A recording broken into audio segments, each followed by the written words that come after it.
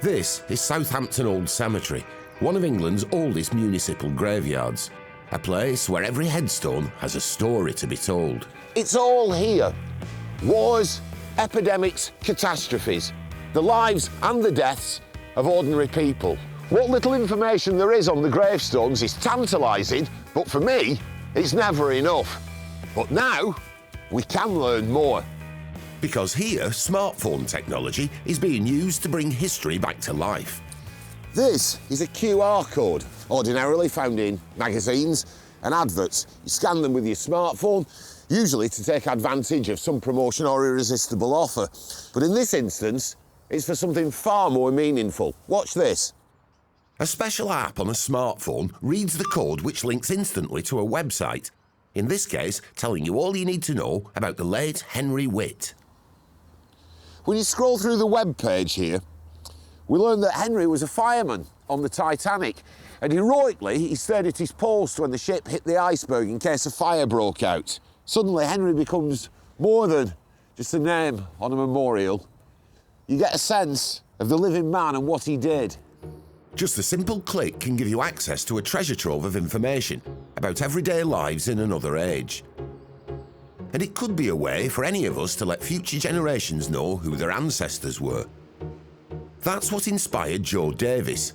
He's installed one of these QR codes on his parents' grave in Bridgend, South Wales. Scanning it takes any visitor to a website filled with material about his father's exploits in the Second World War, much of it recounted by the man himself. My father achieved such a lot and experienced such a lot in life that using this website and the QR code, I can basically share this story with many, many other people.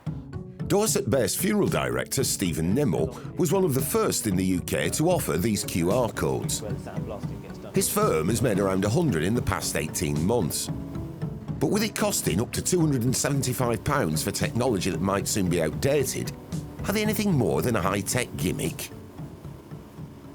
In a few years' time, these things might be completely redundant, and we're going to have gravestones and cemeteries dotted with these defunct QR codes. Yeah, this is the technology at the moment. Right. This will, if nothing else, become the way we remember people today. Equally, we'll keep up with the technology, and if necessary, these are removable. We take this off and we put the new technology in.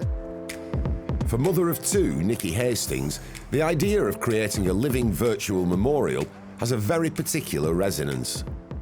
So, Nikki, you're thinking of putting together one of these interactive memorials, but it's not for a friend or a relative, is it? No, it's for myself. I was diagnosed with secondary breast cancer 5 years ago. When I was diagnosed, they said I had months to live, but thanks to trial drugs and treatment, I'm doing really well. Listen, I'm sure they won't be needing it for some time, but eventually, what do you think your children will get from this thing? I think it's just a permanent memorial, isn't it? And I've written down all about my life and my memories, yes, so that they know about Mummy if I'm not around to tell them those things. And the QR memorials are just an extension of that. So that it's a piece of social history, really, isn't it? Don't get me wrong, I'm terrified of leaving my babies. Nikki's children are now just 7 and 9.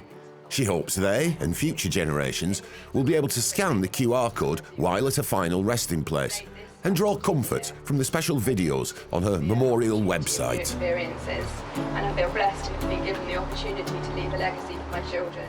I think it is a nice way of future generations being able to see what great-grandma looked like, hear my voice, see my mannerisms.